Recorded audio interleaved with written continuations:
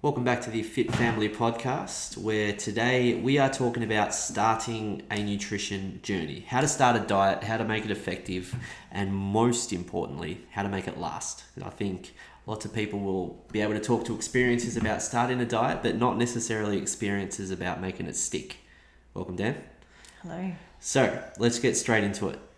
Before we even get started, there is clearly an acknowledgement, whether you consciously or unconsciously acknowledge it, that like something's not right. There's some area of your health that you feel could be improved, obviously through the means of improving your nutrition. So we actually, I sent this to a client of ours the other day where they were talking about nutrition changes, and I said there's only a few reasons why you would need to change your nutrition. One is you're constantly getting sick.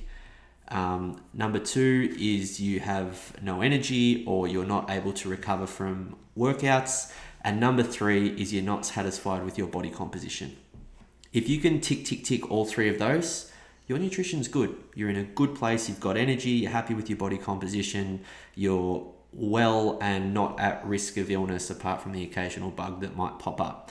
If one or more of those is not where you'd like it to be, then that's when you might want to make changes. So typically people wake up and they start a diet because they're not happy with one of those or more, but it's important that you know which one it is, because then that's how you know what changes to make. Agree. Oh, gee, that was easy. Yeah, good. Agree. First time ever. Agree. So there's that idea, either subconsciously or consciously, there's just an acknowledgement that I'm not where I'd like to be with some area of my health and body. Yes. Once you've acknowledged that, and you can dial in on what that actually is, because the nutrition changes that you would then need to make for more energy in your workouts are different to the nutrition changes that you would then need to make if you'd like to drop or gain a couple of kgs, and are different again to the nutritional changes that you might need to make if you want to boost your immunity and improve your sleep or your health in some way. So as soon as you are aware of what your issue is or the area you'd like to improve, then that's how you know what to do, or that's how you might know you need to reach out to find out what to do. I was about to say, people often get that first piece. I know you like me saying piece. Yeah, drinking game anytime Danny says peace. I've got my green tea, I'm going to be blind off caffeine. So people know what they want to do, but they don't know how to get there. Yeah. And that's where we come in at most of the time. And most of the time they'll be kind of throwing paint at a wall. It's like, okay, well, if I'm going to lose weight, I need to eat more veggies. So we'll just kind of mindlessly start eating more vegetables, be way too aggressive, get starving in 3 days, smash a Kit Kat, and then have a tantrum. So it's like there's a few things, and we all have experience in kind of just making a change, but not a really well thought through, considered change, hoping for a result, but there's just not that much of a concrete plan, a well thought out plan behind it. Not only of the actual tactic or the change, or the result that you're hoping will occur, but also the overall sustainability and if it fits the lifestyle and all types of things. There's a process that we have that we're going to run through with you soon, but that pre-education to make sure that you're being as efficient as possible with as little change to your daily lifestyle to achieve a result is important. Yeah, whereas most people, human nature, I guess, to want that instant. Yeah, just start Jackson Pollock in our nutrition, just launching paint at a canvas and hoping people pay millions for it. Yeah, wanting that instant result, that's certainly not something that's sustainable in nutrition. Yeah, that's right. So once you have then maybe trusted in a plan, or you've reached out to a coach or us if you need a little bit of advice, and you then feel pretty confident in what that advice is and you understand the scientific principle behind it, and it's like, yep, that all sounds good, then it's like, okay, step one, what from my current lifestyle, and you do need to take some time to actually assess the data of your current lifestyle, like where are you now? Where is the low-hanging fruit? What can you easily change with the minimum amount of effort to get the maximum result? Low-hanging fruit, whatever you want to call it, that is what we always go to.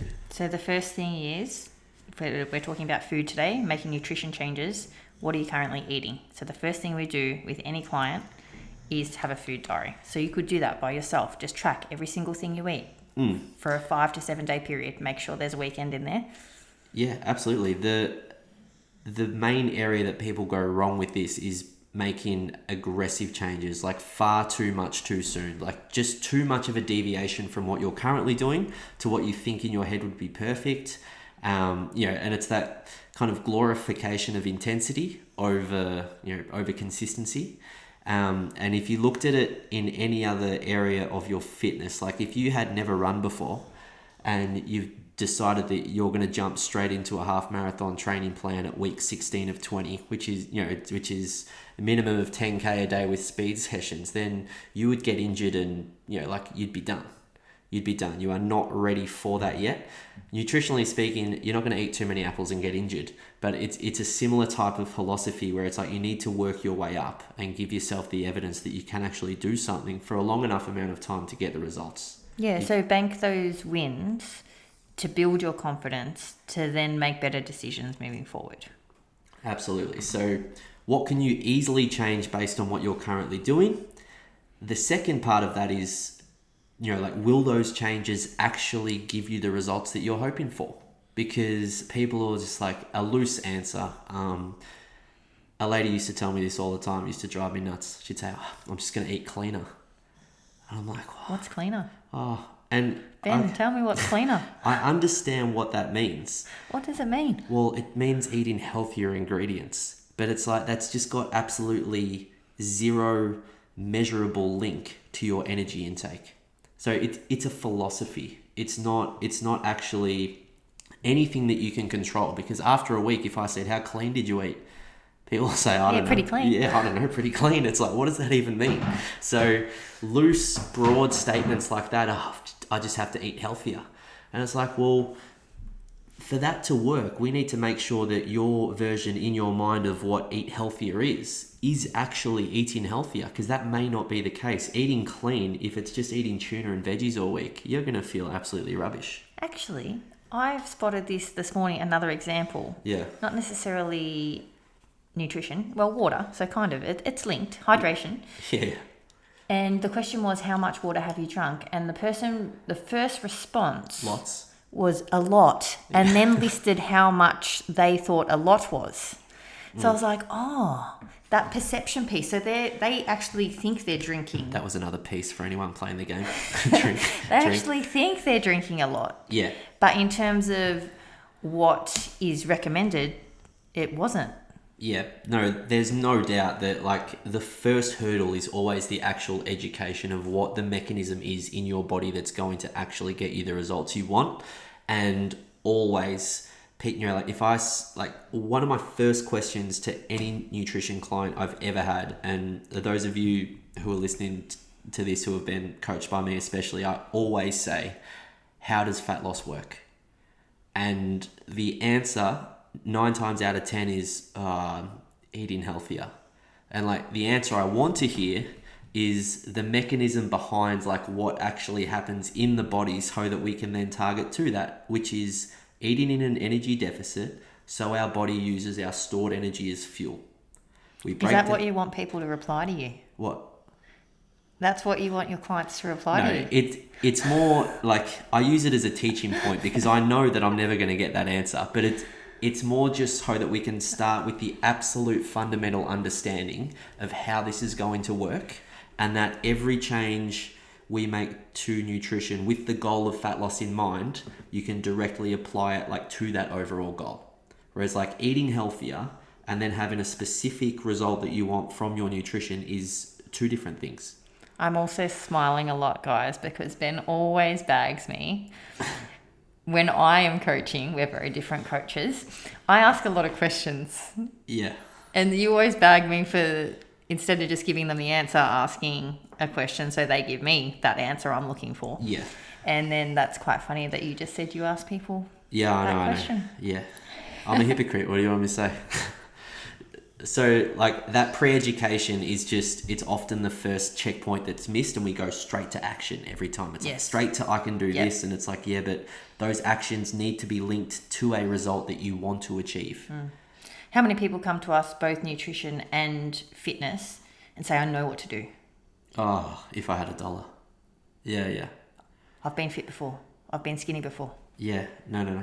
And yeah, I've got some thoughts on that, but I'll get cancelled. All right, so step one, what can you easily adjust that will yield results? And this is just a simple framework that you can run any nutrition change through. It's 3 steps, and we're going to go through them in depth. Most people say think big. In this case, guys, we want you to think small. Yeah, I want you to think small. It's like a couple of examples. What in the first month of a nutrition coaching client have you adjusted with them that sounds trivial? Sounds like it's not going to be, a huge tweak that has actually got them really good results. Drink more water. Drink more water. That's boring as, isn't it? Ugh.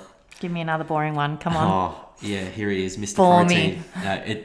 Protein for breakfast is my go-to every single time. If it didn't work, I'd stop doing it, but it works every single time. Every client. First thing we work on is protein. Especially women. Yep. Especially women, it is protein with every meal, but specifically in the morning. And I only set the target of in the morning because it generally does have a bit of a trickle-down effect into the other meals where people can experience the benefit and the amount of feedback I get was, I was full until 12 easily, full until 1 easily, and then they start to prioritize it at other meals. There we go, guys. I'm sorry I got him on the protein again. Yeah. Another thing would be 20-minute walk.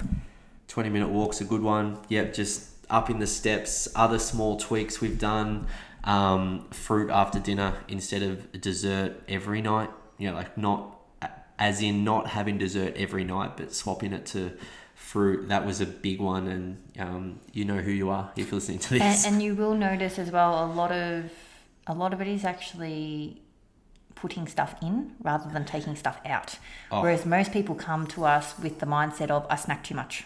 Help me with my snacking. Help me cut stuff out. Help me restrict instead of help me include those foundational habits that make adhering to a deficit easier. And it's so much more proactive and progressive and way less I guess it's like a bit depressing if all the time you're thinking about all the stuff you can't do. Yeah. What can you do? I love it. What can you do? And that's where the conversation is.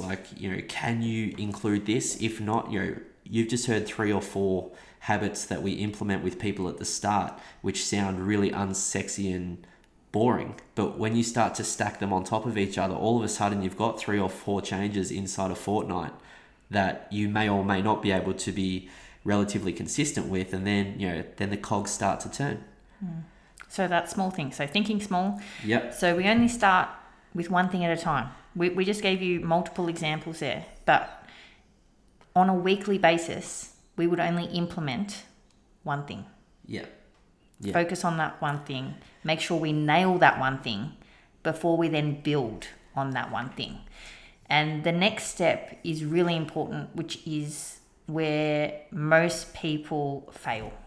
Yes. So it's when you identify that initial change that you might, try and be consistent with for a week, 2 weeks. There's no timeline on it. It's just as long as you need to have it as second nature.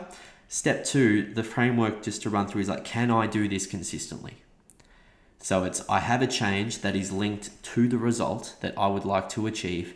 Can I do this consistently? When I say consistently, I mean 9 times out of 10. Unless it's something like training, you don't need to train 9 days in a row. But it's, can I exercise 2 to 3 times a week every week for 8 weeks? That's the question that you need to ask. Not, I can make a smoothie and then I've pre-made my this and then I've got this on and then I'm doing a sauna because I saw online that that's good and then I'm doing it. It's just calm down. That's not going to work. Can I do it consistently for long enough to get results? And the results that you want are going to vary depending on the person, depending on what it is you'd like to achieve. For example, if you've got a muscle gain goal and you have, if it were me right now and I was trying to gain 10 kilos of muscle, that is 12 to 18 months worth of work. Can I do this consistently for 12 to 18 months is the question that I would need to ask. If I had the opposite goal and I was trying to lose 12 kilos, 10 kilos of weight, can I do it for 4 months? It's a long time. This results take time. If you can't see yourself doing the changes for 12 weeks at a minimum, then it's not the right change. And talking about, you've just given answers for that results piece. Ding, ding, ding. Yeah. People aren't necessarily educated enough to know. So we're talking about nutrition changes at the moment, and most people come to us for weight loss. Yeah. So in terms of time, guys, if you want to work out the time for your own goal and can you do this for an X amount of time, sustainable, healthy weight loss is estimated anywhere from 0.5 kilo to 1 kilo a week. Yeah. Yeah. And it depends on the person as to what that what that level might be. If you're on the heavier side, then it might be towards 1 kilo, and if your starting point is a little bit lighter or closer to your goal weight, then it might be more towards 0.5 kilo. Yeah. So you can just reverse engineer that back to where you are now, and that'll give you a rough idea of how long it will take. Whereas Ben just gave another example of weight gain, that's a lot longer, that process. Oh, weight gain, we're talking like a good rate of gain for a trained athlete is like 100 grams a month. It's very, very hard. So hard. Unless you're Chris Hemsworth and you know a good endocrinologist. Sorry, Chris. Step 3. So when it comes to monitoring the changes that you've made for the amount of time that you've been consistent with, you need to assess, am I getting the results? Am I any closer, or am I potentially wasting energy? Do I need to increase the intensity of the change? Do I need to decrease the intensity of the change? How do I feel? Am I getting closer to my overall goal? Far too many people skip straight to action without taking any benchmark measurements. Far too many people are too scared to re-measure for the fear of bad news because of efforts of the past. That is understandable, but you're not going to get to where you want to be unless you can get over that. Like, you have to get over that. Yeah. Otherwise, you're going by the vibes. The amount of times I have pushed a client to measure their results, even when they've said, I haven't had a good week, this and that, I'm not feeling the best about it. How often does this happen? You can tell me. And then they do their measurements, jump on the scales, take their pictures the next day, and they go, oh, yeah, I have progressed. And it's like, the way you feel about it, the emotions, the way you feel, has got nothing to do with what's happening inside your body. You might have a rubbish sleep, wake up and go, oh, nothing's working. It's like, that's not how fat loss works. If you are ticking the boxes consistently over a period of time, like, the results do not lie. You cannot fluke it. And even if you don't feel great about it, how do you know unless you're measuring? And often kind of removing the emotion around, your progress is a really easy way to become more comfortable with the scales, but also just start to understand the way your body works a little bit better. And specifically for women as well, around your cycle, understanding the different ways your weight may fluctuate or your measurements, so that you have, better control and maybe a better response to that in the future, not letting it take you off your course. Yep. That's that is the 3 steps. That's the 3 steps. And then, so obviously after you've done that, so once you've gone through those 3 steps, it's then building on that. So you've introduced one thing, you've been consistent with it, you've measured your results from it, it's getting you to where you want to go. What else can you now add? You go straight back to step 1.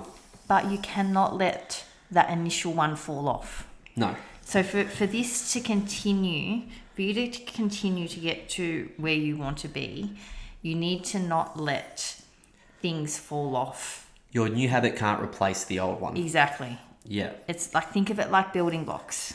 Yeah. So before you may even get to step 1 again, let's just use the example of having protein in the morning. Before you would look to then add your habit of a 20-minute walk every day, it's like, am I confident that I'm going to continue the protein in the morning and get the walk in every day? Some people may say yes, but let's say you've just had a week where you were only able to hit your protein goal 3 times out of 7. Then we repeat that. Or we then say, for XYZ, whatever reason, that's just not achievable for you right now. Let's swap to something else, and we might come back to that in a couple of months. You don't have to get hung up on what may have been a good idea at the start, but for whatever reason it's had to change. You can be flexible with it, but you don't move on with 2 or 3 changes unless you're nailing that number 1. And the reflection piece. 4 times. Why? Why didn't you achieve it? Like sometimes there is legitimate reason as to why. Yeah. But don't just say, didn't do that, what's next? I've had some big conversations about the difference between a reason and an excuse. Like the excuses is, like I'm just not motivated, or I'm just not tired, or I'm just tired, or, there was an asteroid struck. A reason is, we overslept one morning and I had to leave the house. It's like, okay, well, obviously that was going to make it hard, or, had to get up and do X, Y, Z. Like there is stuff that pops up that is outside your control as an adult, as a parent, that, you can't control every aspect of your life. Stuff happens. You may be eating out for breakfast and they simply don't have an option there. That's okay. There's stuff that happens. It's not always on you. Whilst we love the overall idea of accountability that's going to hold you in good stead, you do need to be able to step back and say, could I have done any more? Yes or no, and then be, comfortable with that.